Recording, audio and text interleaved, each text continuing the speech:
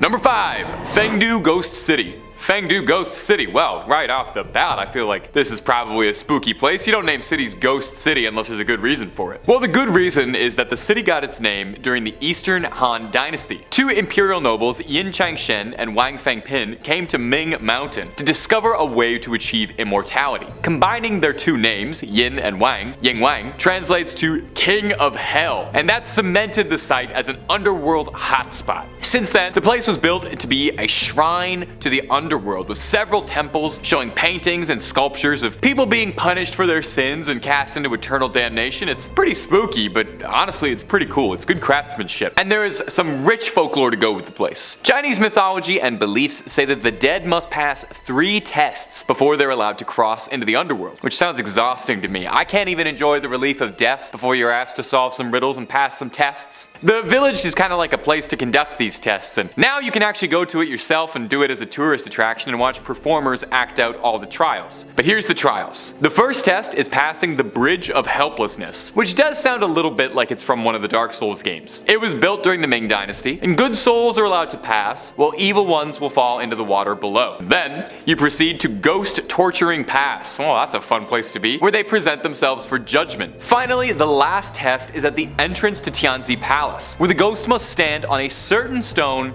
on one foot for 3 minutes straight. I don't know why I'm standing on one foot when the camera is above my waist. You can't tell what I'm doing. I could be standing on as many feet as I want. A good soul will be able to do it, an evil one will fall over. Now this site now is a popular tourist destination due to its very unique structures and fascinating, if not a little bit horrifying decor. I'd want one of those little statues maybe have in my house. I think they're kind of cool, to be honest. And if you're looking for more hellish haunted spots, terrifying tales of poltergeists, ghosts, ghouls, cryptids, aliens, and all kinds of freaks under the sun and above it, while Top 5 Scary is simply the only place to be. Subscribe and stay scared. Number 4. Kashiku Grounds. If you go to Kashiku today, you probably wouldn't think much of it at all. Most notable thing around there is a subway station, and aside from that there's a vegetable market outside, and you can probably score a pretty decent deal on corn. But if you visited Kashiku back in the 19th century, however, when it served as an execution grounds for prisoners, you probably wouldn't feel too welcome. Thousands of prisoners were brought to the Kashiku Grounds to serve out their last moments. Every autumn, prisoners were taken through the Zwanwumen, which earned the fun nickname, the Gate of Death at dawn. Awesome. The doomed would then be lined up east to west, their necks stretched by rope to make it easier to chop. Well, that's good. We always want to make it as easy as possible for the guy chopping necks. A singular chop to the neck was considered the easy way out of a one-way trip to Kashiku. Prisoners accused of more serious crimes would be sentenced to lingchi, which was a horrid punishment of slowly slicing someone many times, leading to it sensationally being dubbed the death of 1,000 cuts by outsiders. These executions were designed to be a public spectacle, something for everybody to come and enjoy, something for the whole family to do when no good movies were playing. Kashiku was one of the busiest intersections in the outer city of Beijing, so crowds would gather to see these things. Most horrifically about this, though, is that sometimes the prisoners who were executed, their bodies were photographed and made into postcards. Given this sordid history, is it much of a surprise at all that passers-by and visitors claim that they can sometimes see ghostly apparitions making their way through the dark hours of the night, or that you can hear screams at all hours? If you ever visit Beijing and make a stop by Kashiku, take a photo. The postcards they sell in the gift shop are a little dicey. Number 3. Mausoleum of the First Qin Emperor, Qin Shi Huang. The tomb of former Emperor of China, Qin Shi Huang, is notable for many reasons. Maybe it was because in 1974, when farmers from the Shaanxi province were digging a well, they discovered hundreds upon hundreds of terracotta soldiers, complete with horses, chariots, officers, infantry, a court, I think even some bears, oh my. They discovered one of the world's greatest archaeological wonders, 2,000 terracotta soldiers in Qin Shi Huang's tomb. The tomb was built like this basically to serve as history's most impressive flex. Qin Shi Huang wanted to make it good and clear that even in death, he held more might and more power than anyone could ever imagine. You know that saying, you can't take it with you? Well, he wanted to take it with him. He wanted his own army to serve him in the afterlife. The wild part about this is we don't even know how far it goes, since it still hasn't fully been uncovered even all these years later. Those thousands of terracotta soldiers might just be the first wave of guys. While he reigned, Qin Shi Huang wanted to make very sure that his tomb was a good approximation of his legacy, so thousands of laborers worked tirelessly for decades to create an emperor's tomb. They think that 700,000 laborers worked on this for 40 years. That's already unbelievable, but Qin Shi Huang only even lived to be 49, so good thing they got that done in time, eh? Qin Shi Huang himself is buried beneath an enormous pyramid mound that stands a good distance away from the rest of the tomb. And here's where the haunted part starts to come in. According to historians, this central tomb contains treasures and wondrous objects he attained during his life, including a flowing river of pure mercury, which doesn't really sound like the greatest idea, but back then they thought that made you immortal. Soil testing the nearby areas does have elevated levels of mercury, so that might actually be true. No one is too eager to check though, since it sounds like Qin Shi Huang kitted this place out to keep any would-be Nathan Drakes or Lara Crofts from raiding this uncharted tomb. It's said that it's got ancient ballistas and all sorts of traps like mechanisms that'll fire arrows at potential grave robbers, and hey, that mercury vapor probably isn't doing you any favors, so don't try to breathe that in. In any case, the Chinese government has been in no rush to explore what's down there. It's best to let the sleeping dead lie, especially when the sleeping dead has thousands of personal bodyguards, and it's probably haunted, let's be real. Number 2 is Snake Island. Our next entry, Isla de Quimara Grande, is formally dubbed as Snake Island, which really should tell you right off the bat that whatever I'm about to describe is not a friendly place.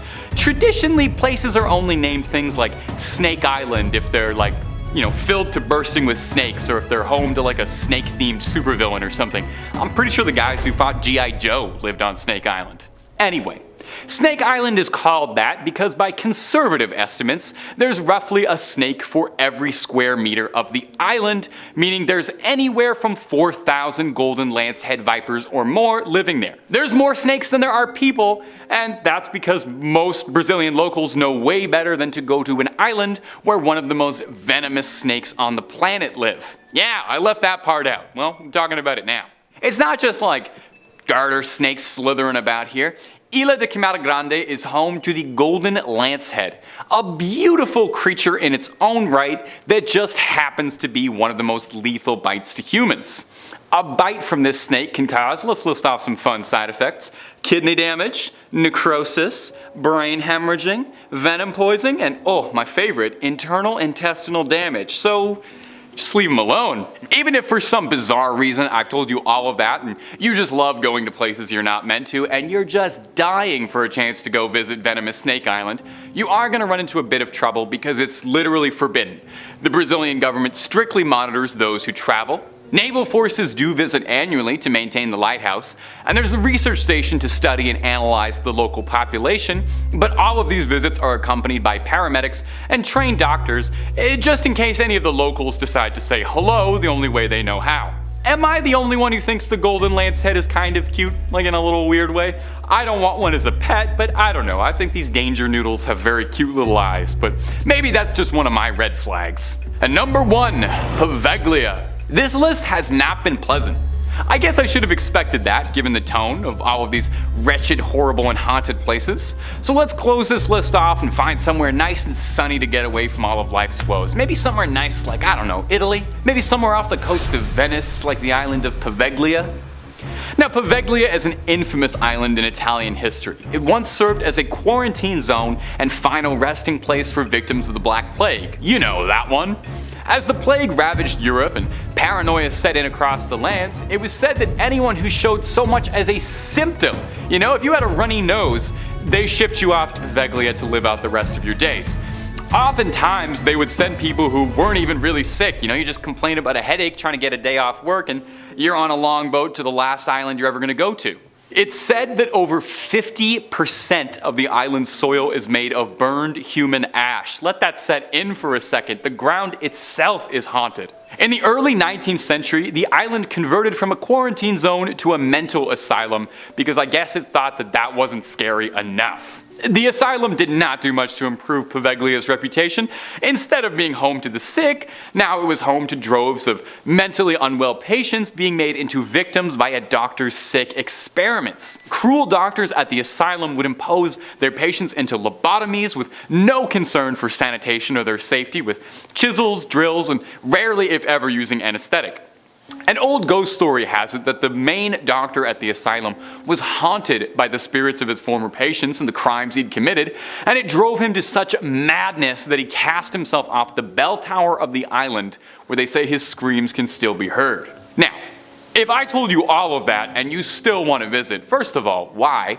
And second of all, you're going to need to be pretty crafty, as it's totally completely forbidden. You will be pressed to the fullest extent of the law if you're caught trespassing, not even remotely worth the risk if you ask me. At best, you get arrested. At worst, haunted for the rest of your days. At number 5, the Ohio State Reformatory. The Ohio State Reformatory, a haunting architectural marvel that carries within its walls the echoes of a troubled past. Constructed in the late 19th century, this imposing Victorian Gothic structure was initially intended to embody progressive correctional ideals. However, over time, it became synonymous with stories of despair, shuddering, and unexplained phenomena, solidifying its reputation as one of the most haunted places in the United States. The Reformatory's history is rife with tales of harsh conditions, overcrowding, and the struggles of those who were incarcerated within its confines. These factors, coupled with the tragic stories of inmates who lived and died there, have contributed to the pervasive sense of unease that envelops the site. Visitors often report strange occurrences, such as unexplained footsteps echoing through the empty halls,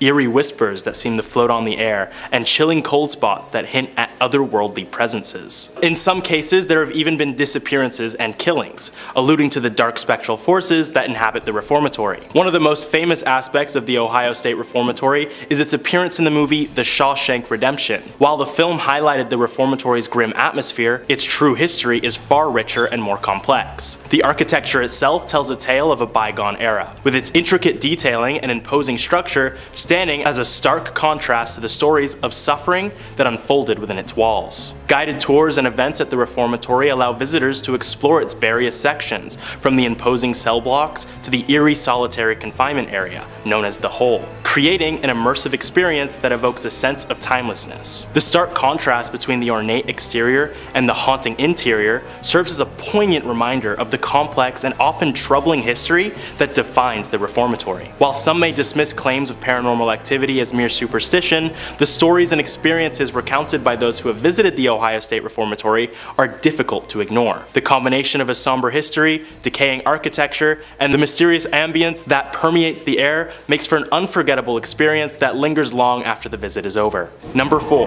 Molly Stark Sanatorium. The former Molly Stark Hospital, located in Molly Stark Park in Ohio, is a haunting relic of a bygone era. Once a treatment center for tuberculosis patients, the decaying building exudes a ghoulish aura, with vines snaking over ancient brick, shattered windows, and faded stone. Closed for over 2 decades, the hospital's dilapidated state has attracted ghost hunters and paranormal enthusiasts, leading to the erection of a barbed wire fence to deter trespassers. Owned by the Stark County Park District, the property offers public tours to its exterior, revealing intricate architectural details and a fascinating history.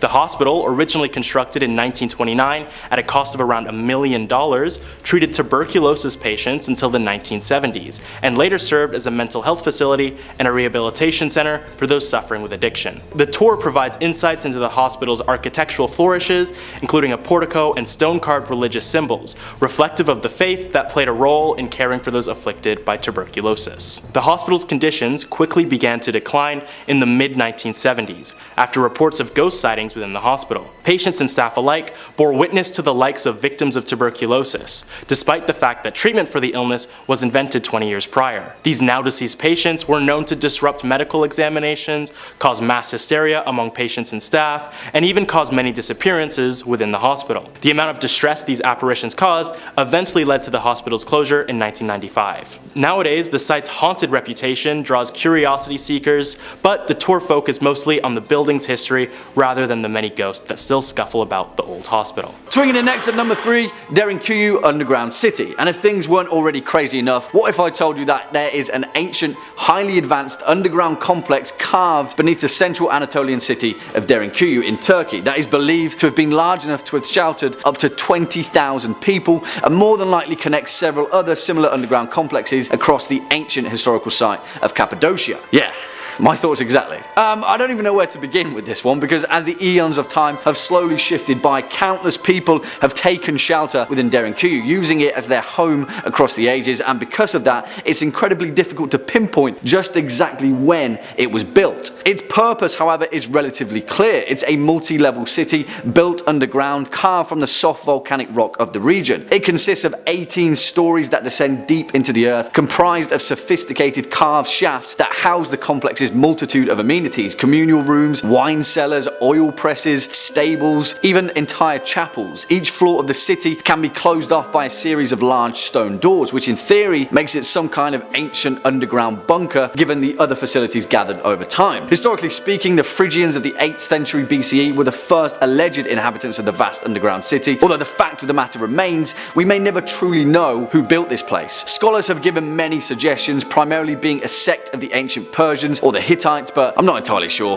Put a pin in this one because there are many more secrets to be learned from this. Next up at number 2, Nan Madol. And what if I told you that this place in particular was the source of inspiration for none other than H.P. Lovecraft's sunken city of R'lyeh, as in, yes, in his house at R'lyeh, dead Cthulhu waits dreaming. That one. But if that's not impressive enough, the ancient megalithic architecture of Nan Madol, just off the coast of the island of Pohnpei, which is part of the remote islands of Micronesia, are something else entirely. And really, I don't know what to think when it comes to trying to decipher the eternal enigma that is Nan Madol, often referred to as the 8th wonder of the world. There's a reason it has left archaeologists scratching their heads ever since its rediscovery in the early 19th century. Now, carbon dating has indicated that the construction of the massive basalt stones of Nan Madol began sometime in 1180 AD, although many scholars find umbrage with this, given the fact that to move these giant hunks of rock from tiny island to tiny island and then carve them into a series of intricate channels and platforms is a feat in and of itself. Its purpose is somewhat clear though. Nan Madol appeared to have housed the ruling elite caste of the ancient Sudilair dynasty of Pohnpei, where it was used as a political and ceremonial seat of power, essentially housing a vast network of small floating platforms and islands that formed into a rich, majestic capital city carved from black stone. Yeah, I don't want to make any assumptions, but there are many more answers to be revealed by Nan Madol, and it's no wonder that Lovecraft himself found an ancient kind of inspiration from it. And finally, coming in at our number 1 spot, the Sahama Lines. And whilst you more than definitely have probably already heard of the Nazca Lines of Peru, I'm going to go one further and highlight the equally perplexing mystery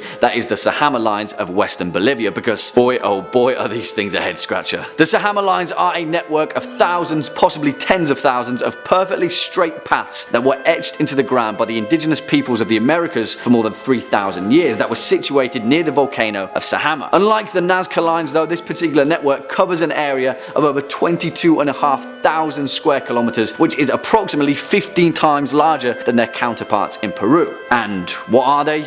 Well, no one knows, and we may never know, but what is clear is the startling precision in which they were made. These thousands of individual lines, each 3 to 10 feet in width, are almost perfectly straight, mile after mile, despite the ever-changing rugged terrain of the highlands, which would have been quite a feat for modern humanity, never mind an ancient indigenous people without the means to advance construction techniques. These geoglyphs were most likely created through the process of scraping away the dark, oxidized rock of the volcanic surface to reveal a lighter sediment beneath. You see, despite all of these enigmas of ancient history, the real question is, why did these people go to such lengths of time and effort to create them? What were their intentions of preservation? Who would have seen them or used them? Now, there are many leading theories, the most prominent of which is that the Sahama Lines were used as a pilgrimage route to a series of sacred sites, but yeah, I have no idea. I really have no idea. I mean, I want to know, but will we ever? Number 5 on this list is Dandre La Kang. This temple is located in Bhutan, an often overlooked nation that's nestled between Nepal, Bangladesh, and China.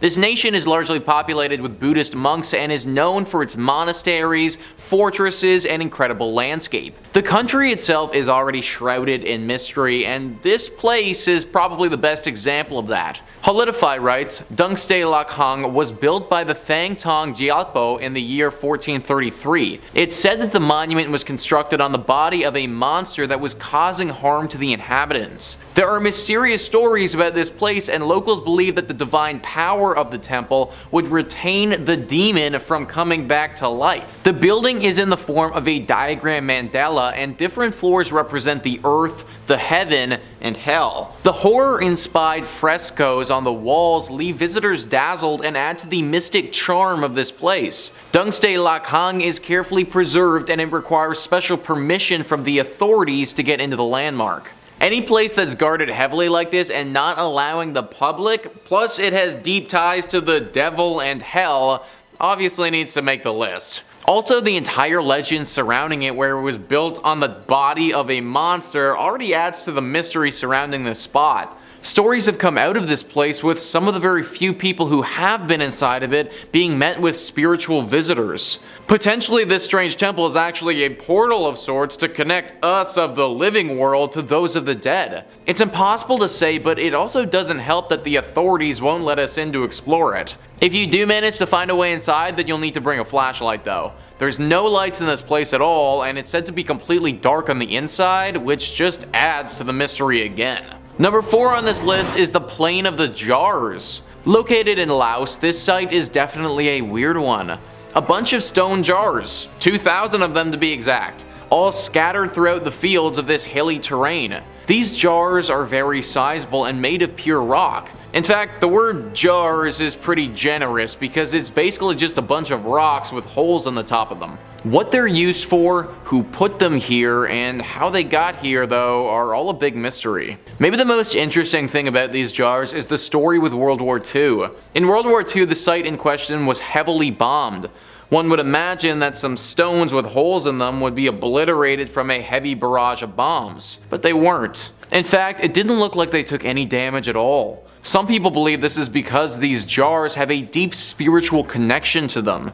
This lends itself to the origin of these jars, where people think that they were used for some interesting sacrificial rituals. Granted, some other people believe that they were used to make wine. A bunch of jars to sacrifice people, or a bunch of jars to get drunk off of. I guess you guys be the judge. At number 3, the Hanging Coffins. In the remote mountain town of Sagada, a chilling testament to ancient rituals and the enigma of death hangs suspended in the misty air. The Hanging Coffins of Sagada stand as a solemn testament to a practice shrouded in mystique, a sight that both fascinates and unnerves, embodying a profound connection between life, death, and the sacred. Seems to be a lot of hanging objects this episode. Nestled high upon limestone cliffs on the outskirts of the village, these eerie coffins defy gravity, seemingly tethered to the rock face by an otherworldly force. Their presence evokes a somber reminder of the Cordilleran traditions that have endured for generations, a tradition where the deceased are placed in coffins, often carved from hollowed out logs, and suspended on precipitous cliffs to bring them closer to the spirits and the heavens. Approaching this site, one can't help but feel a sense of reverence mixed with trepidation. The air is heavy with the weight of centuries, and the wind carries with it echoes of ancient chants and prayers. The coffins, swaying gently in the breeze, serve as a poignant reminder of the fragility of existence. Reminder that even in death, our connection to the world endures. The cliffside cemetery stands as a silent congregation of souls, each coffin etching a story of a life once lived, a tale that becomes intertwined with the very landscape that cradles them. It's a sight that ignites the imagination, prompting thoughts of the rituals, beliefs, and ceremonies that once accompanied these solemn placements. As the sun sets over the horizon, casting an amber glow upon the hanging coffins, one can almost feel the spirits of the departed drawing near, a presence that transcends reason. It's a place where the barrier between the living and the dead becomes tantalizingly thin, where the echoes of ages past resound like the ringing of a distant bell.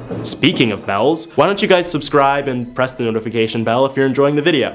Just a thought. Let's take a trip to Japan for number 2, Scarecrow Village. In the hidden valleys of Shikoku, Japan, a village lies frozen in a paradoxical tableau of the eerie and the quaint. Nagoro, often referred to as the Scarecrow Village, exudes an aura of unsettling mystery, where straw-filled figures stand as eerie sentinels, guarding secrets that lie beneath the surface, their unsettling appearance striking terror into the hearts of passerbys and locals alike. Approaching Nagoro is like stepping into a nightmarish realm that lies on the fringes of reality. The scarecrows, twisted and contorted into eerie facsimiles of human life, populate every nook and cranny of the village. They leer from windows, hunch over fields, and gather in unsettling congregations as if in some twisted ritual. Their presence is suffocating, a constant reminder that in Nagoro, there is always someone or something watching you. In the fading light, the scarecrows take on an eldritch quality, their straw forms casting elongated, contorted shadows that writhe and twist like tortured souls. And as night descends, a sense of impending doom envelops Nagoro as the simulacrums of straw disappear into the darkness. And trust me, when you're in Nagoro, it's a whole lot scarier not to see them than to see them, because even if you can't see them, they can see you. Nagoro, the Scarecrow Village, beckons to those who seek to pierce the veil between the mortal and the malevolent. It is a place where the mundane has been transmuted into something sinister, where the boundary between life and death is a fragile barrier ready to be breached. Number 1, the Catacombs of Paris. Beneath the bustling veneer of Paris's grandeur, a sinister underworld waits to ensnare those who dare to venture into its Stygian depths. The Catacombs of Paris, a subterranean labyrinth woven with the threads of history and the shadows of the departed, beckon with an alluring yet chilling embrace, an invitation to confront the enigma of mortality itself. Once echoing with a cacophony of quarrying, these catacombs devolved into a sepulchral sanctuary during the late 18th century, a haunting solution to Paris's overflowing cemeteries. They became a grim receptacle for the bones of the long forgotten. Descending into the Stygian abyss is akin to stepping into the yawning maw of the abyss itself, where time has been swallowed whole and the air seems to pulse with an otherworldly heartbeat. Illuminated by mere feeble torchlight, the catacombs reveal a ghastly tapestry of the dead, an intricate symphony of stacked bones and skulls that form eerie patterns upon the walls. The corridors, lined with the remnants of countless lives, are a spectral testament to humanity's ultimate fate, a silent congregation that lingers on the precipice between the world of the living and the realm of the lost. Amidst the chilling silence, an infamous tale whispers through the catacombs, a story that has woven itself into the fabric of the labyrinth itself. The Philibert Asper Incident tells of a daring cataphile, a catacomb explorer who vanished without a trace within this subterranean maze. His torchlight flickered out, his voice was swallowed by the darkness, and his footsteps vanished into the abyss. Despite extensive searches, his fate remains a haunting mystery, a cryptic riddle that the catacombs themselves seem to guard with an eerie resolve. As you traverse the subterranean passageways, a chilling resonance permeates the air. The echoing whispers of souls long departed, their murmurs a cryptic riddle that teases the fringes of your perception. The oppressive atmosphere seems to bear witness to the weight of the secrets entombed within, leaving you with an unsettling sense of being watched by unseen eyes that linger just beyond the flickering light. The catacombs of Paris draw you into their depths, ensnaring your senses with an aura of morbid fascination. As you tread on the same ground that countless others have traversed on their final journey, a shiver courses down your spine, a spectral caress from phantoms of the past, a reminder that mortality's grip is inescapable and that the boundary between life and death is a mere veil that flutters in the darkness. Emerging from the catacombs, you carry with you the weight of an experience that defies explanation, an encounter with the mysteries that lie beneath the surface, a communion with the souls that linger in the shadows. The catacombs of Paris beckon, a cryptic siren's call that invites you to traverse the threshold into the unknown, to embrace the darkness that resides within us all, and to confront the mysteries that dwell in the subterranean depths of the human psyche. Number 5,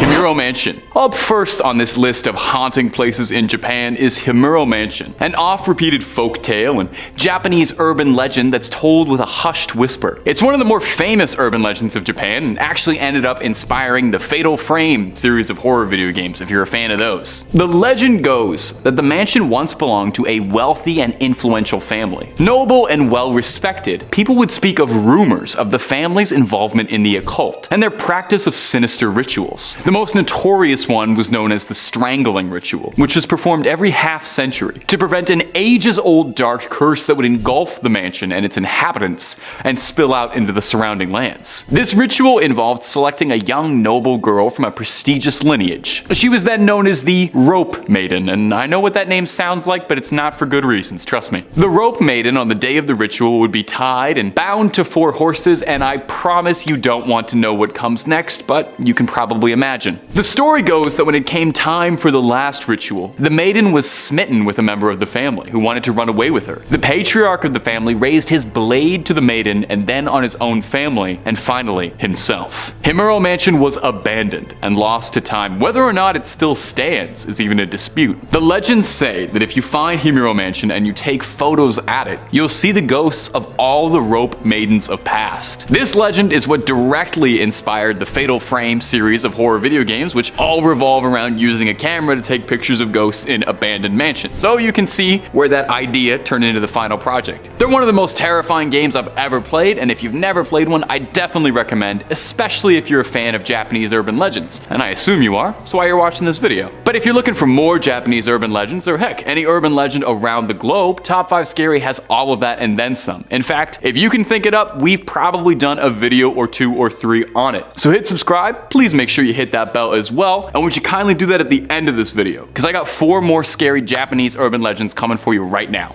Number 4, Hirosaki Castle. Coming up next on our list of hot spots to avoid is Hirosaki Castle. It's located in Aomori Prefecture, and it has a history steeped in darkness and ghostly legends. This beautiful castle, surrounded by cherry blossom trees, holds secrets that whisper through its corridors and send shivers down the spines of those who dare to explore. The legends say that Hirosaki Castle is haunted by the tormented spirit of a young maid named Oshichi. In the feudal era, Oshichi served as a maid in the castle's quarters, where she felt deeply in love with a samurai. However, this forbidden love was discovered, and Oshichi's lover was punished and executed for the simple crime of love. Consumed by grief and longing, Oshichi's heart turned to darkness. On the night he was to be executed, she set the castle ablaze. She had such a lust for revenge. Who perished in that castle? Countless lives burned away that day, trapped in the inferno she caused. Tragically, Oshichi herself would be lost to the flame as well, as the castle burned to the ground. Since then, the spirit of Oshichi is said to haunt Hirosaki Castle, seeking solace and eternal reunion with her lost love. Visitors have reported encountering her ghostly figure, a pale and ethereal apparition clad in tattered robes wandering the castle's grounds. Her mournful wails piercing the silence of the night, echoing the empty halls, leaving those who hear it trembling with fear. Now, souls far braver than I have ventured into the castle's depths and have experienced chilling things.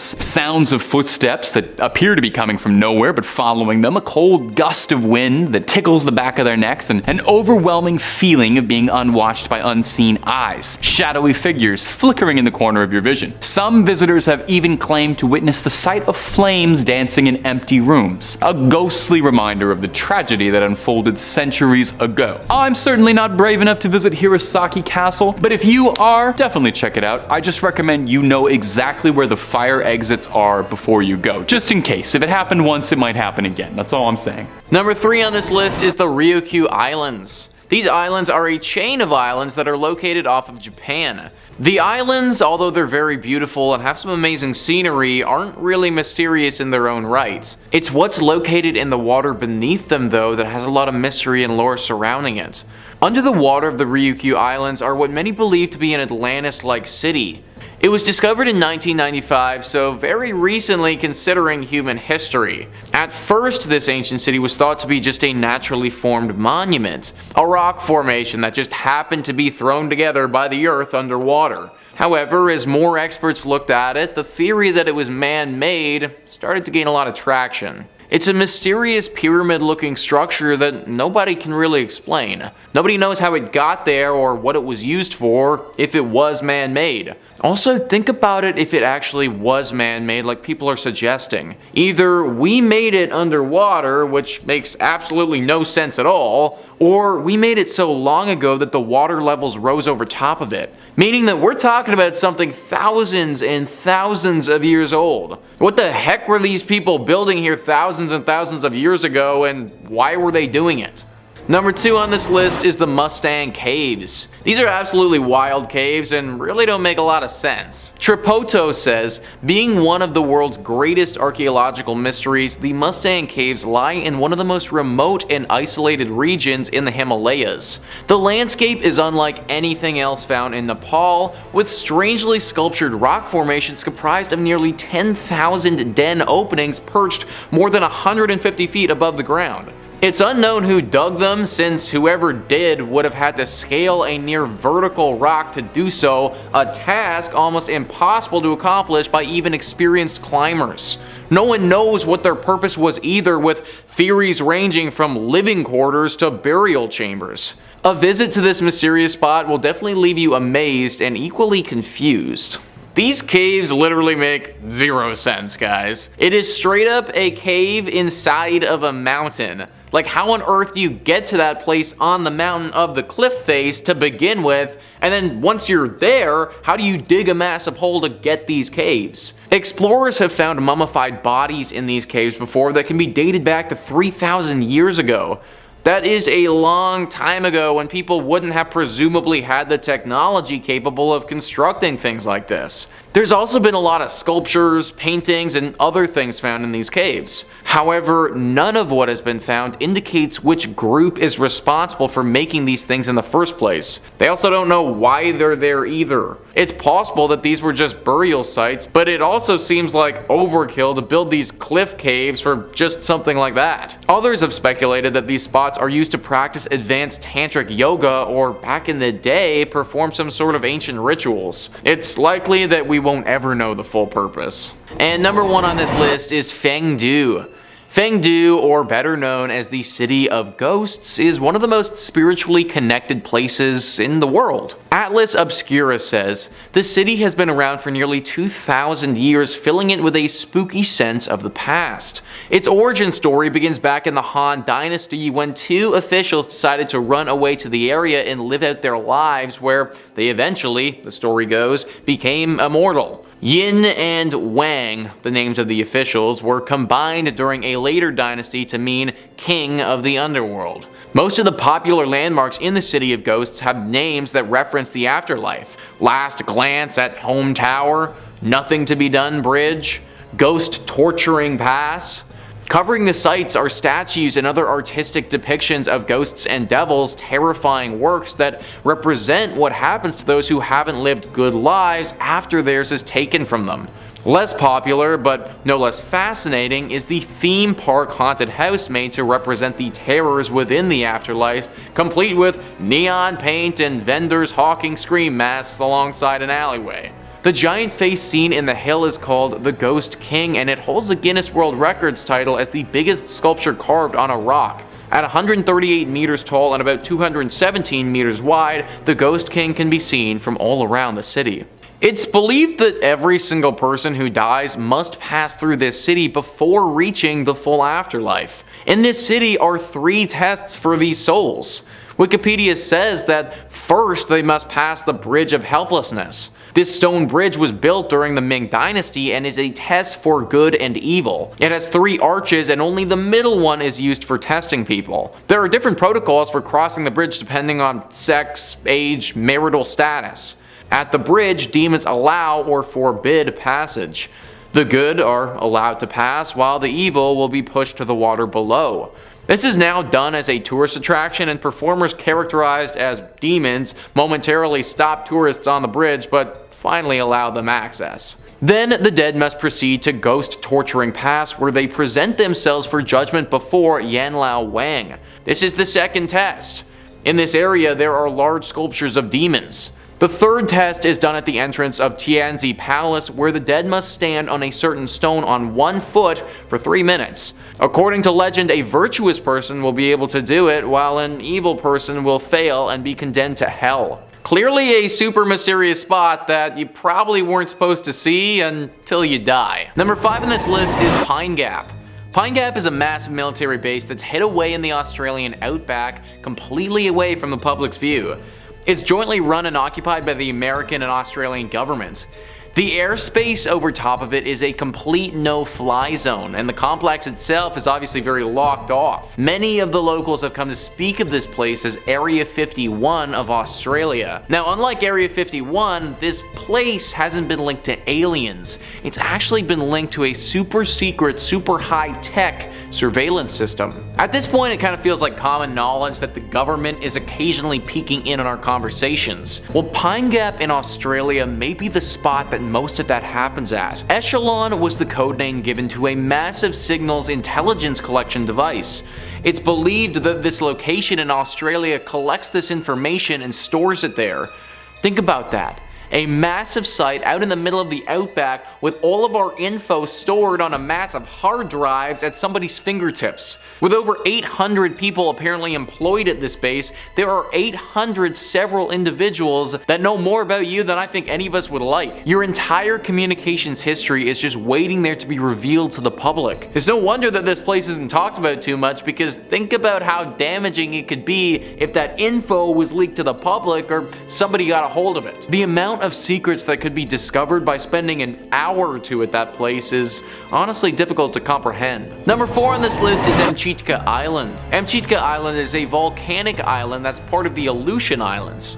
And for those of you who aren't aware, the Aleutian Islands are a grouping of islands off of the coast of Alaska that stretch into the Pacific Ocean. Now, this place is really interesting because by all accounts, hardly anybody lives there at all. In fact, it's possible that there are no permanent residents there whatsoever.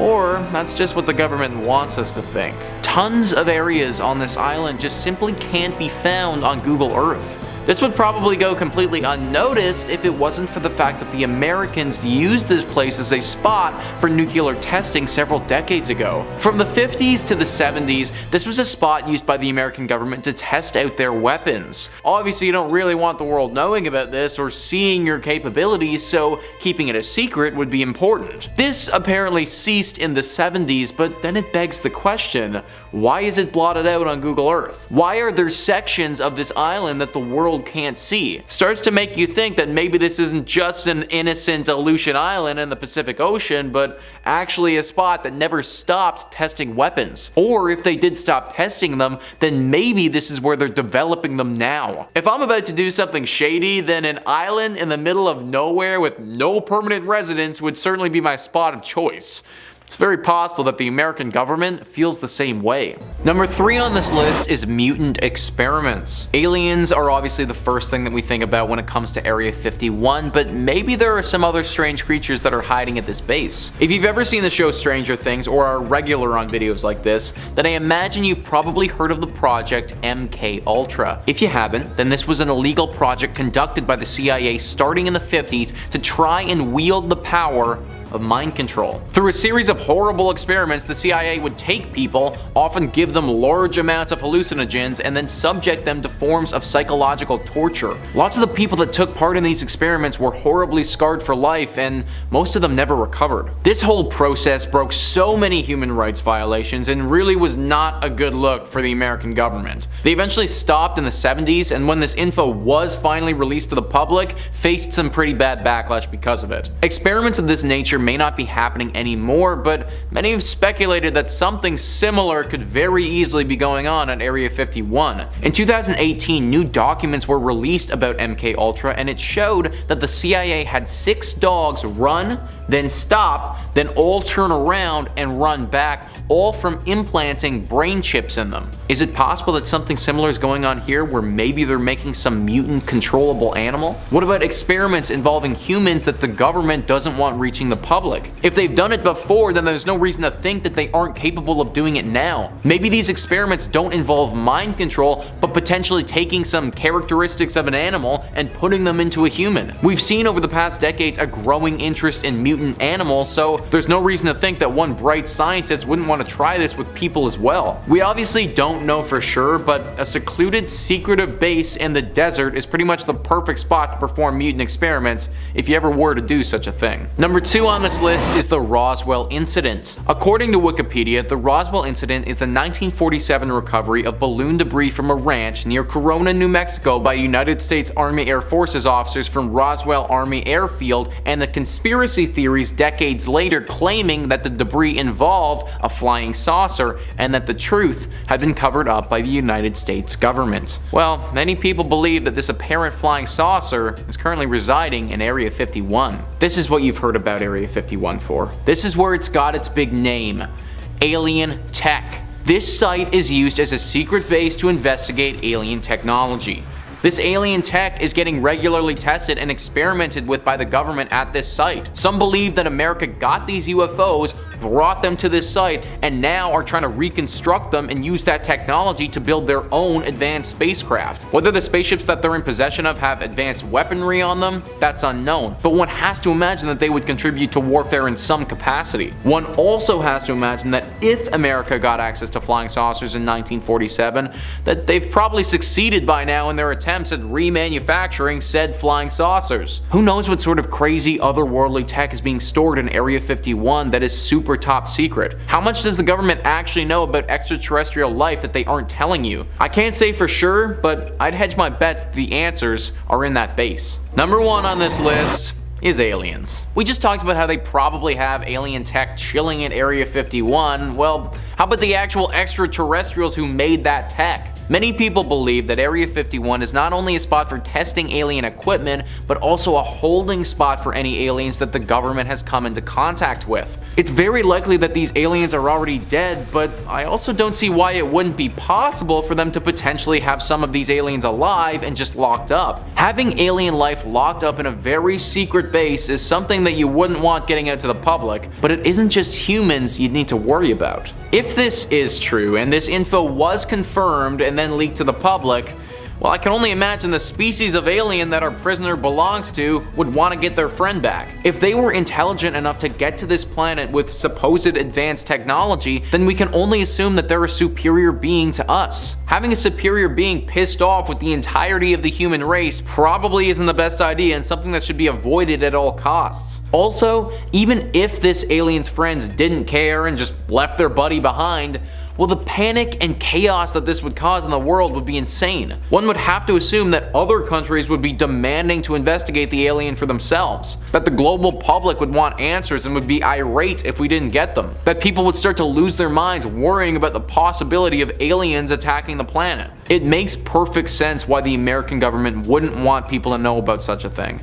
And honestly, when I think about it more, maybe ignorance truly is bliss when it comes to Area 51. Kicking off at number 5, the Longyu Caves. And this place in particular is absolutely mind-blowing, given the fact that if it was indeed made by human civilization, then we've got to really take a look at how capable our ancient ancestors actually were at building things. Picture this: in 1992, in the small Chinese village of Longyu, the locals had lived for centuries beside a small series of ponds that littered the landscape. Local legend believed that these ponds were bottomless, infinite wells of water, but one local in particular named Wu and I set out to put that legend to the test. After pooling his money together with another villager, he purchased a pump and completely drained one of the ponds, and that's when Wu and I discovered that it wasn't a pond at all, but instead the flooded entrance to an ancient series of man-made caves. But when I say caves, I don't just mean a few interesting holes in the earth, I mean hand-carved caves, each the size of roughly 1,000 square meters, reaching up to heights of up to 100 feet. Inside, the ceilings, the walls, the pillars that maintain their structural integrity were all finished in the exact same manner, hand-carved with a series of parallel bands and intricate markings. Now, no one has any clue how the hell these caves were created or who created them, but researchers have found that they date back to at least 220 BCE, a period that predates the ancient Qin dynasty, although no trace of their construction or even their existence has ever been located in the historic record. In fact, up until their discovery in 1992, the Longyu Caves were forgotten to the sands of time. It makes you think, what else is lurking down there, right? Coming in next at number 4, Petra. And yes, of course, this is the scene that I was alluding to in our opening clip, the ancient city of Petra, described by UNESCO as one of the most precious cultural properties of mankind's cultural heritage, and perhaps one of the most amazing archaeological wonders on this fair planet.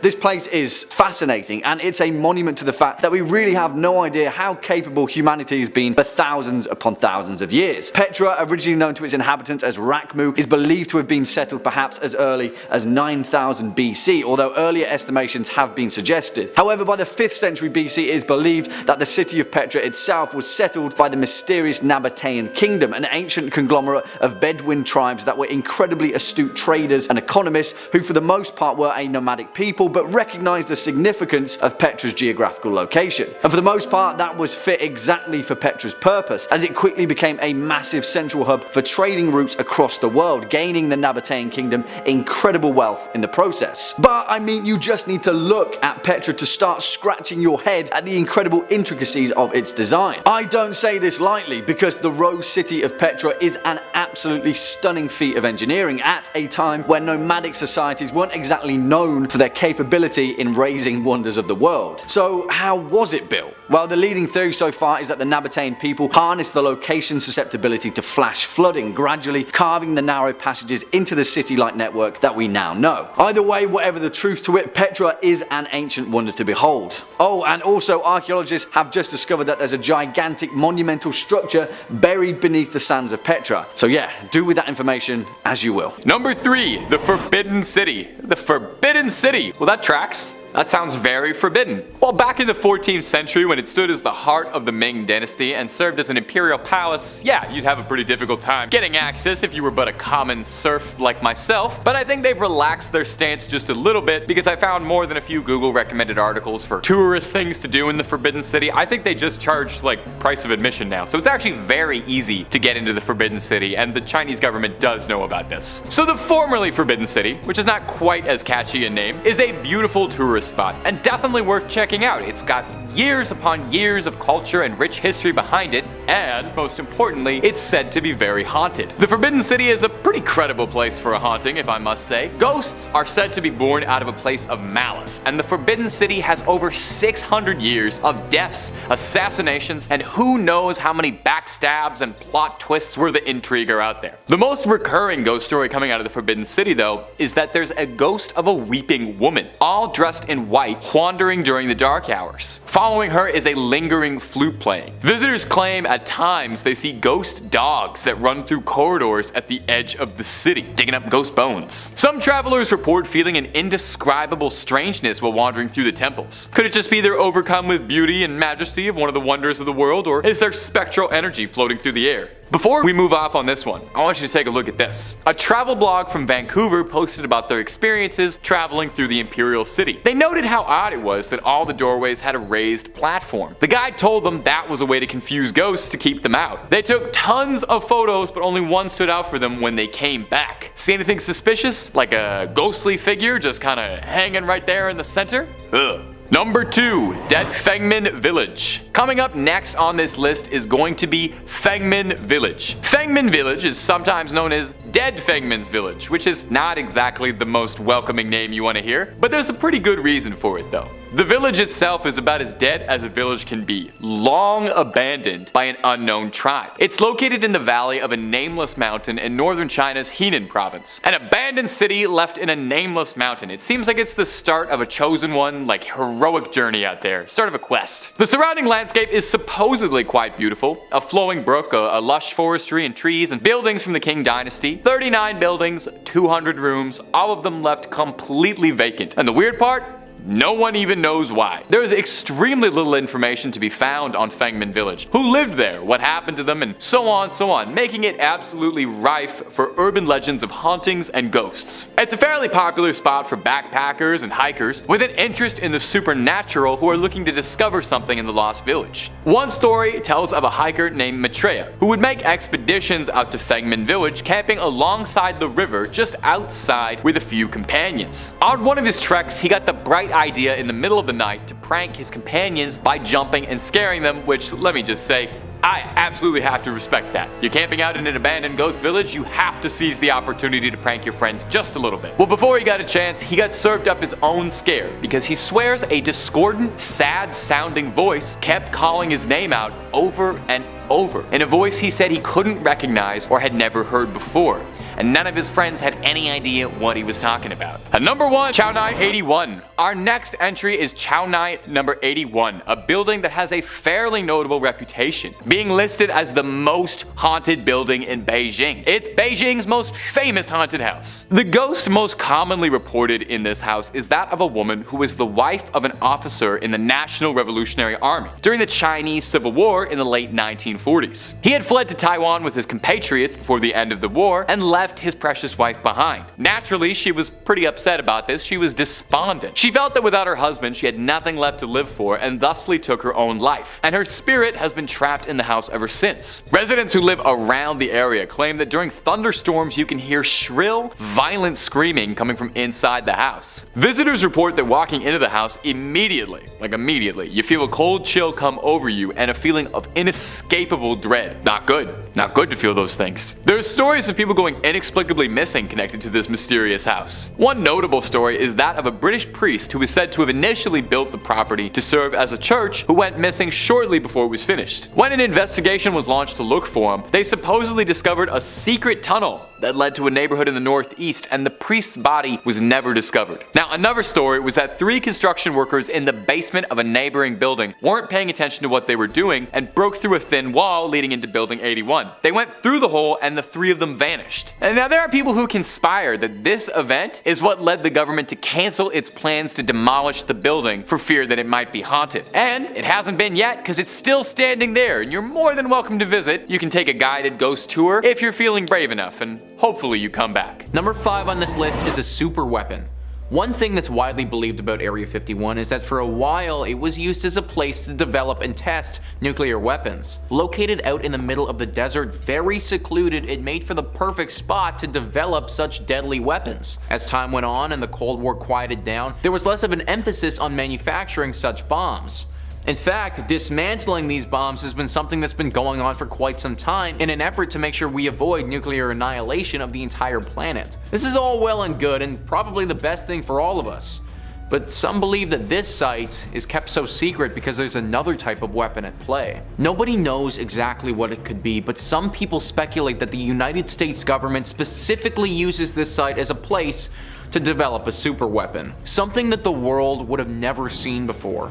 Whether this weapon would take the place of a bomb or a gun or a pathogen is currently unknown, but it would dwarf the atomic bomb in deadliness for sure. Dismantling all atomic bombs looks really good in the tabloids. Making a massive super weapon that could destroy entire countries doesn't look nearly as good. This is why the government has made it their mission to keep it all under wraps. Also, if word got out that the government was trying to make some sort of super weapon, well, it doesn't matter what the actual intentions behind the weapon are, other countries would interpret that as very threatening. They would then either need to build their own super weapon or try to stop America from ever completing the construction of theirs. Both of these scenarios would be very bad for humanity and is definitely something that the American government would want to avoid. I have no idea what this super weapon could be or what it could entail, but if America was making something like this, you have to imagine that Area 51 would be the spot for it. Number 4 on this list is the moon landing. With the Cold War at its height and the space race in full swing, the United States in 1969 made the first successful moon landing in human history. Or at least, that's what they wanted us to think. Ever since the moon landing took place, conspiracy theories of its validity have run rampant. Many people believe that the Americans never really landed on the moon in 1969, but just faked the whole thing to get a leg up in the Cold War. Most people believe that Area 51 was the site where they filmed the whole thing. Area 51 is a massive space that's super closed off to the public. This would be the perfect location to film something like the moon landing if you ever were to do such a thing. You wouldn't want to draw attention to a set like this, so renting out a studio in LA probably wouldn't have been the best idea. If this is true, then it also begs the question, how many other things have been doctored here? Does the United States regularly film stuff here that isn't real and then release that to the public? Unless somebody comes out from the film crew that made this fake video, sadly, we probably won't ever know. Number 3, Theyre Expanding. The most secret building in the world is getting bigger, slowly but surely each year, and no one on the outside knows why. And they're doing it the way they do everything, which is to say clandestinely and not telling nobody nothing. They've been expanding the area surrounding the base, buying up swaths of land to assimilate inside of it. From what can be observed, new hangars and new runways are being built. But, you know, again, It's impossible to ascertain what for because everything revolving around this building is top level clearance, so we only have wild mass guessing to go on. Obviously they're building more hangars because they're collecting more UFOs. I mean, what else could it really be? I'm a guy on a YouTube channel, I'm a trusted news source. They hit a bed of a snag in 2015 when the mass of land they were swallowing up was owned by a family who'd held the land for the past century. They refused their offers to give it up, and the Air Force offered the family $5.9 million. But the family wanted to hold out for more as they felt it wasn't a good enough offer. And honestly, it's the US Air Force. We know they've got the money. Spring a little for it. It's not the first time the secretive base has grown.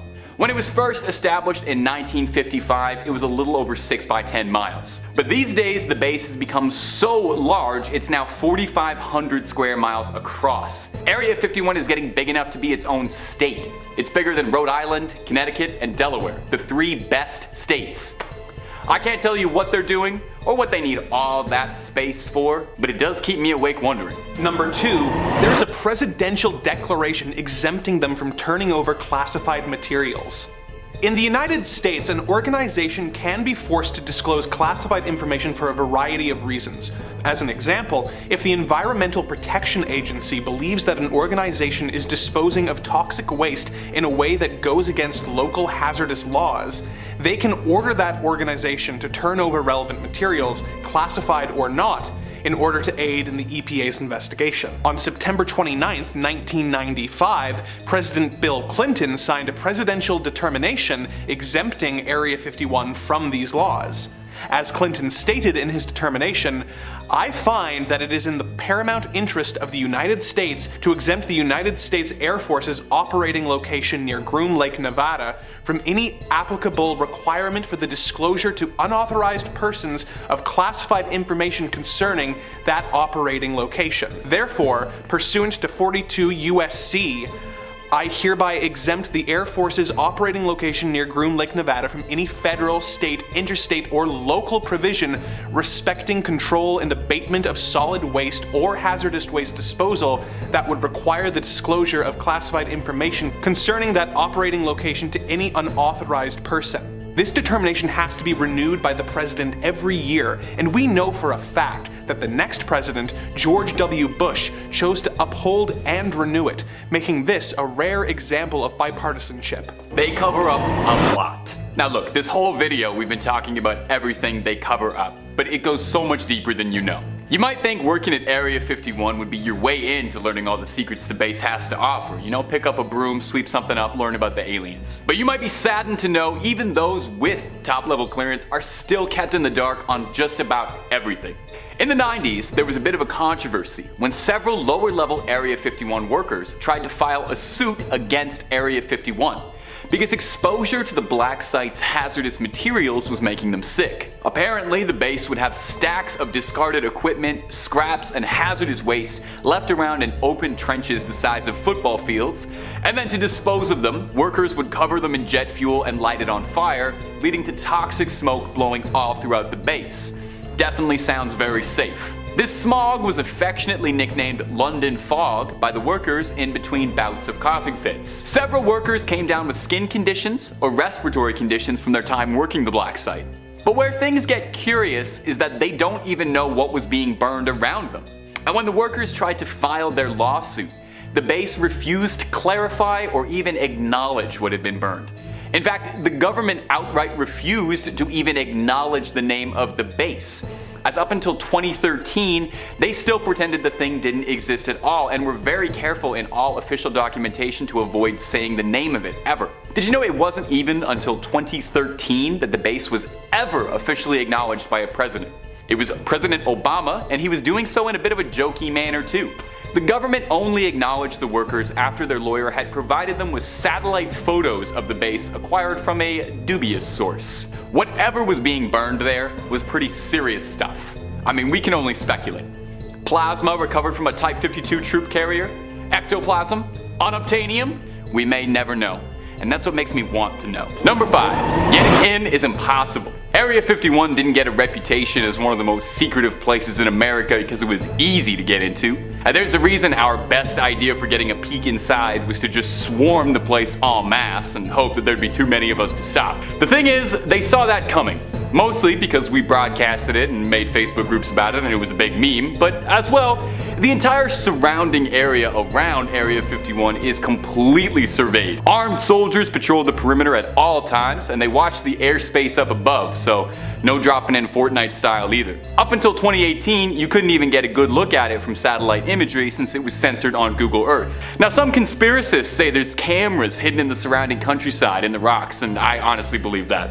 They keep an eye on everything that goes on the main road. You want to know how seriously they take security at Area 51? Those employed at Area 51 fly in from McCarran International, as there's no commuter traffic allowed. I'm guessing all the parking spaces are taken up by UFO parking. Employees fly in from a secret airline called Janet Airlines, an acronym which funnily enough stands for just another non-existent terminal. Janet may be America's most secretive airline. Anyone working it needs top level clearance. That's everybody working it. Even the flight attendants need to be cleared for top level clearance.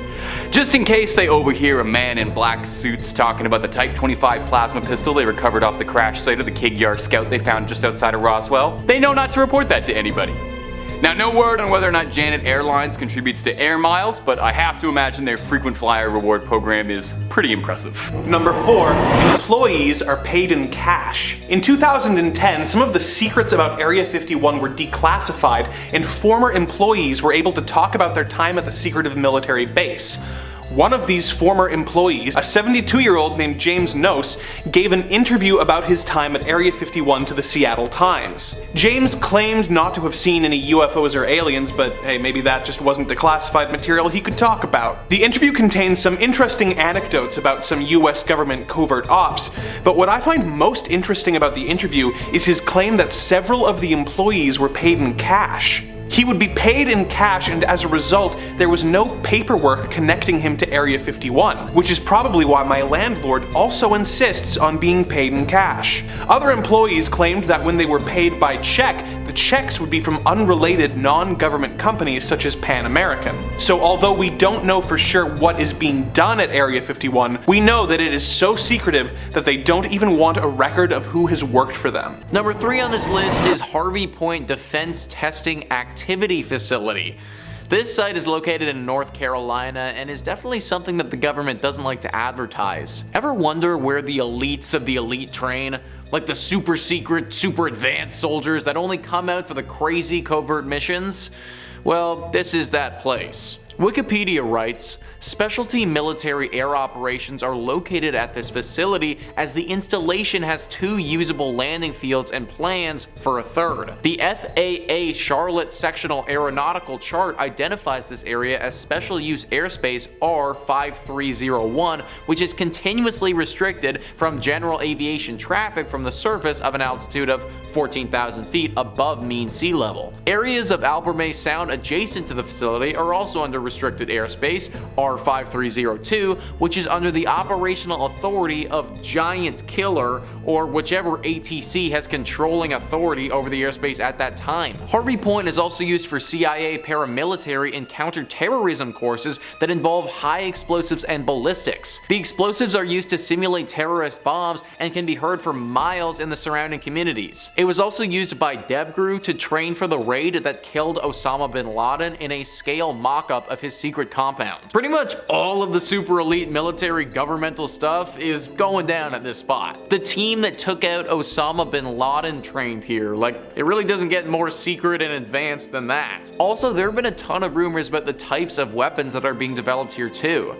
Incredibly advanced aircraft that will have capabilities hard for us to even understand are apparently being built here. The advancements may not just stop with equipment either, but may even go further to people as well. Obviously, Iron Man and Captain America are superheroes and they aren't real, but if there ever was a site where the government was to be experimenting with things like that, then this would be it. Either incredibly advanced war bodysuits or literally making superhumans, then this could be the place where all that goes down. Number 2 on this list is Jeannette Island. Jeannette Island is located in the East Siberian Sea and belongs to the Russians. This island is shrouded in mystery though for the history it has had with Google Earth. Similarly to our other creepy Alaskan island, when you go on to Google Earth, you can't actually see anything here.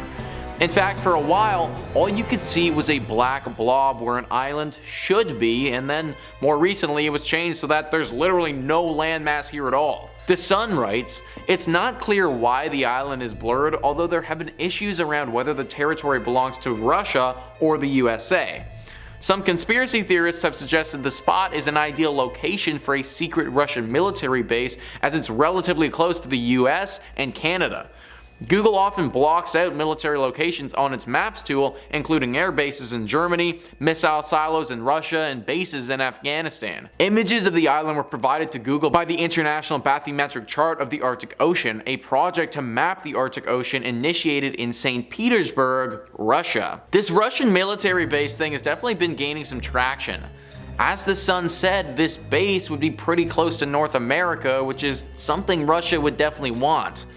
It's also super secluded and the perfect spot to be conducting some really questionable experiments or projects that you don't want prying eyes of the world to see. When Google was inevitably asked about why they don't have a picture for this, the spokesperson for them declined to comment. And number 1 on this list is Znamensk. This is a Russian city and one that's largely been kept off the radar since its birth because it's something that the Russian government doesn't want anyone to know about. Passport Symphony says, Znamensk was founded in 1948 as a missile test range facility under the name of Kaspitan Yar. Multiple launches of test rockets and satellites were carried out at this site throughout the years. Eventually, Kaspitan Yar became a cosmodrome in 1966, and like the other cities on this list, it wasn't shown on the map until the 1990s.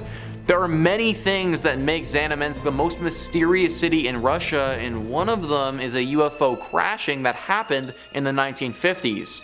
Some even argue that this incident allowed the Russians to design Sputnik and achieve an early lead in the space race. This story was kept secret and only recently became known to the media. This made Kaspitan Yar known as the Russian Roswell. However, note that this isn't the only mystery that happened at Znamensk, but rather the only one that made it public. The site's function was interrupted after the fall of the Soviet Union, but it began working again in 1998. We got missile launches, we got weapon development, UFO landings. It's no wonder that the Russians don't want anybody catching on to this place. The fact that it was literally around for almost 50 years before it even appeared on a map is super questionable as well. What the heck was going on at this place for 50 years that was so secretive that they couldn't have anyone even knowing about its existence? One has to think that this place is similar to Area 51 in America. I personally wouldn't be surprised if Russia's still using this as a spot to do some really scary and probably pretty questionable experiments without anybody knowing. Those could involve aliens, genetic mutations, maybe even advanced weaponry development. It's hard to say truly what's going on at this place, and it's likely that Russia kinda wants to keep it that way. Number 5, the Castle of Good Hope. Coming up first on our list of haunted hotspots is going to be the Castle of Good Hope in Cape Town, South Africa. It was first built in the 17th century by the Dutch East India Company, so you just know there's bad vibes there to begin with. It's the oldest colonial building in South Africa, and if you believe the local legends, it's allegedly one of the most paranormal spots in the country. The first reported paranormal sighting from the castle came from 1915, when a tall, pale, mysterious man dressed in black, he sounds familiar, whose attire didn't match the era at all, country or anything, appeared seemingly out of nowhere, walking alongside one of the castle's ramparts before vanishing as soon as he appeared. Now that's pretty weird, definitely, not quite enough to label a place haunted, but it was a one-off incident, right?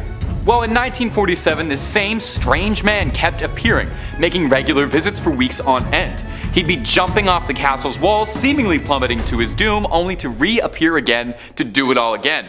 I gotta be honest, he sounds kinda sick, all things considered. Sounds like he just wants to bungee jump and vibe out as a ghost. Another popular story from the castle is that of former governor, one Peter Giesbert van Noot. Whew, you try saying that 5 times fast. He passed in the castle on the 23rd of April, 1728, the same day he had sentenced 7 army deserters to the death sentence. The legend has it that one of these soldiers hexed him and demanded he face him and watch the execution. Van Noot was apparently a bit squeamish and refused the invitation, and later that day was found dead at his desk, slumped over. And some believe his ghost still wanders the castle's halls. And there were more ghosts I couldn't even fit into this one video because there's so many hauntings from this place. I recommend you read up about it afterwards. And if you want way more videos about haunted spots, ghosts, goblins, aliens, cryptids, conspiracies, true stories, fake stories, we got all of that and then some. So click through on Top 5 Scary, find something to watch, something to fall asleep to, I don't judge. Stay subscribed, stay scared, but stay watching this video. We worked hard on it. Alright, moving on through. Number 4, the Chernobyl Exclusion Zone. Maybe this one's a bit of an obvious pick, but our next entry is going to be the infamous Chernobyl Exclusion Zone, the real-life post-apocalyptic wasteland of Pripyat. Have you ever heard the word Canopsia? Maybe not. I don't even know if I'm pronouncing that right. I only learned this word today. But it refers to a feeling of seeing an atmosphere that you know is supposed to be populated, but isn't. And I feel like that word definitely applies to Chernobyl, or like liminal is a very good feeling too. It is kind of a liminal space, because you see all of these buildings and you can imagine a life happening there, but it's frozen in time.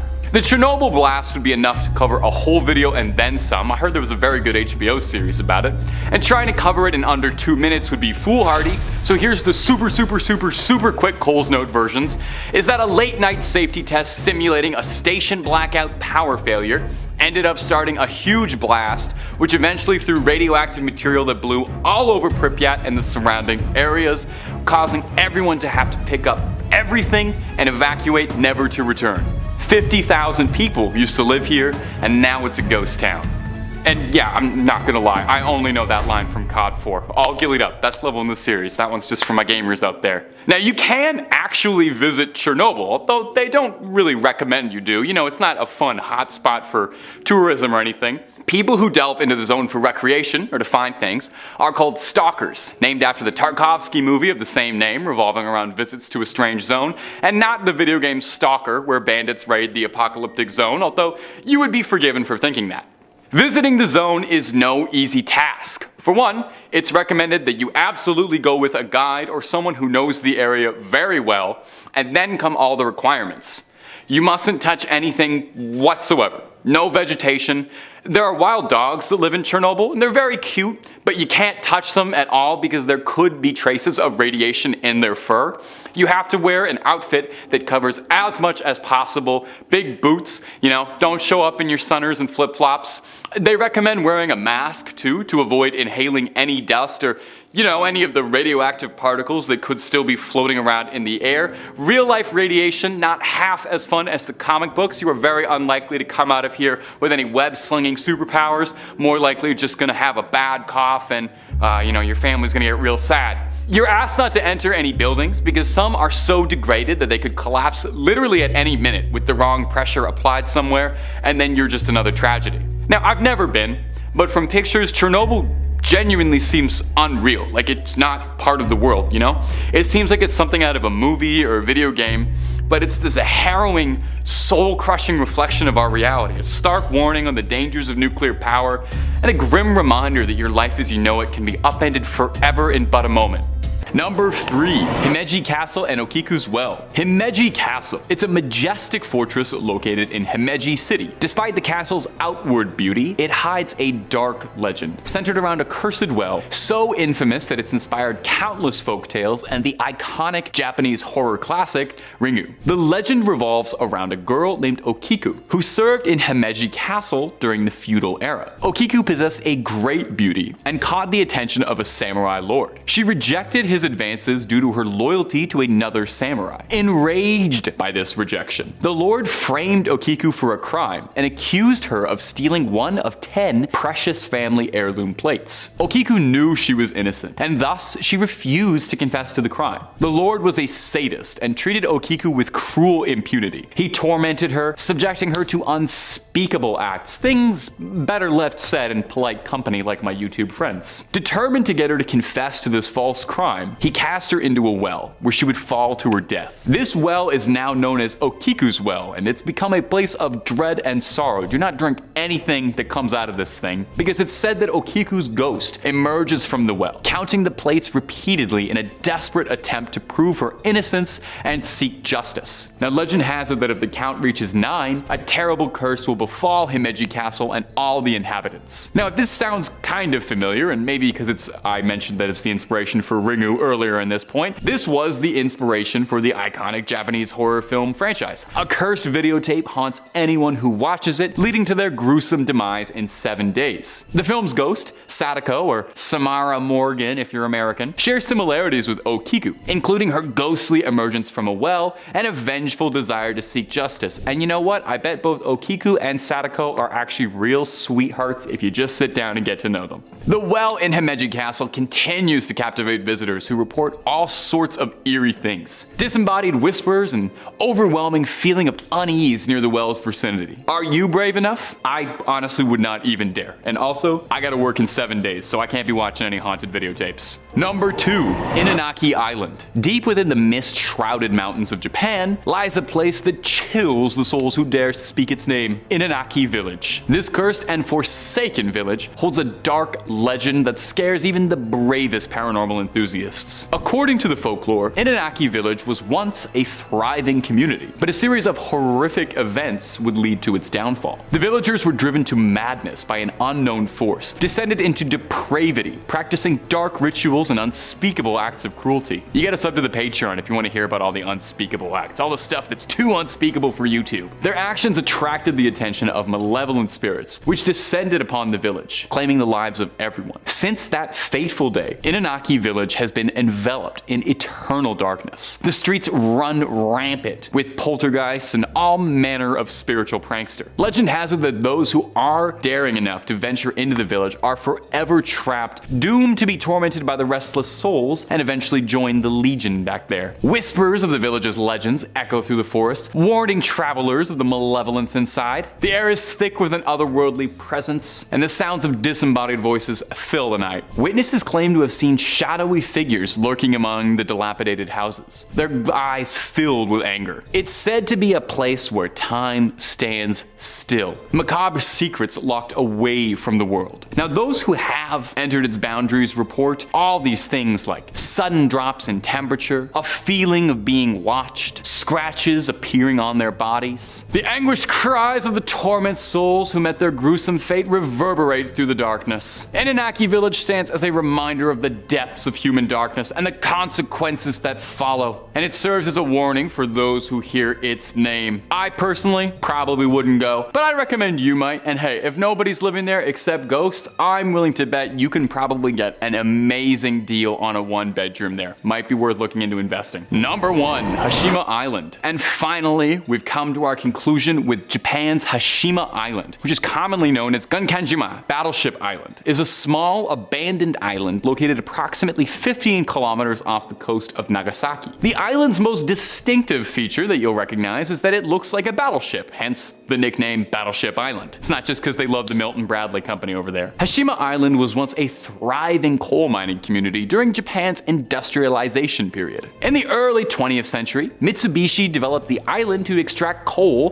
from the island's rich undersea mines. As the demand for coal increased, the population on the island grew as well. To accommodate this growing workforce, high-rise apartment buildings were constructed, making this island one of the most densely populated places in the world at the time. Imagine how bad the rent was here. Now, eventually the island got just too saturated in the 50s. With the decline of coal mining in the 70s, the island's viability decreased and Mitsubishi shut down the mines. The inhabitants left, with nothing left on the island but dust and echoes. Hashima Island still perseveres on. Decaying buildings, rotting concrete, dilapidated roads, decrepit remains of what used to be a bustling community. Do I have another synonym for rotting? Not sure, but if you've got a thesaurus handy, leave one in the comments. The remnants of daily life have been left untouched, leaving behind a very ghostly atmosphere that evokes feelings of stuff like Chernobyl. Now, access to most of the island is very prohibited. The place is deteriorating fast, and local government worries that, any unsupervised intrusion will cause future damage. So there are some incredibly limited guided tours for those looking to wander amidst the memories. And Hashima Island definitely has an appeal to it. It's captured the interest of photographers, filmmakers, all sort of drawn to that post-apocalyptic look.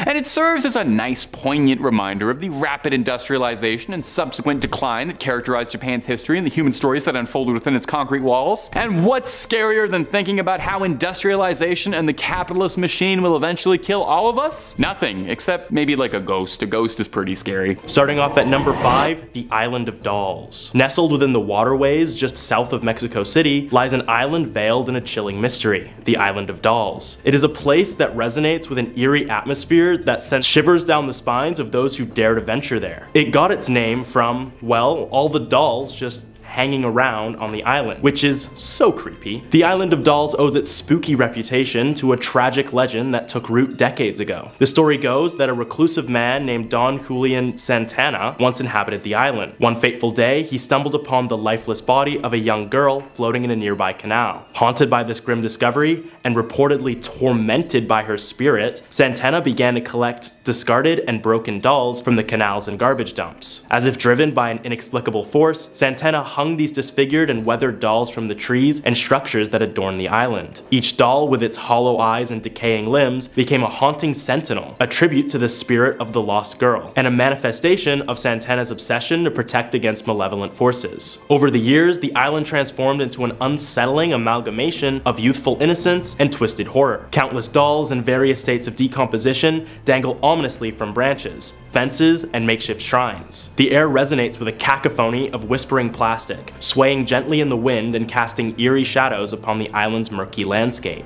Anyone lucky enough to find the Island of Dolls are met with a startling attack on the senses. Dolls with vacant stares seem to follow your every move, while the creaking of their plastic limbs evokes an unsettling symphony. The rustling leaves and distant echoes only amplify the feeling of being watched by unseen eyes, and a pervasive sense of unease settles in like a thick fog. I don't know if you guys have ever seen Chucky, but I personally am never going to that island. Like, ever. In a world captivated by the digital and the predictable, the Island of Dolls stands as a testament to the enigmatic and the unknown. Google Maps may lay bare the streets and landmarks of our world, but this haunting isle remains shrouded in the shadows of its own haunting past. Next, at number 4, Dracula's Castle. Perched high upon a rugged hill in the heart of Transylvania, Bran Castle stands as a timeless sentinel of history, mystery, and folklore. Its jagged stone walls loom like the teeth of a beast, casting a grand silhouette of a starved monster. Better known as Dracula's Castle, this imposing fortress has captured the imagination of generations, spawning theories as to what its origins are, who resides there, and its purpose.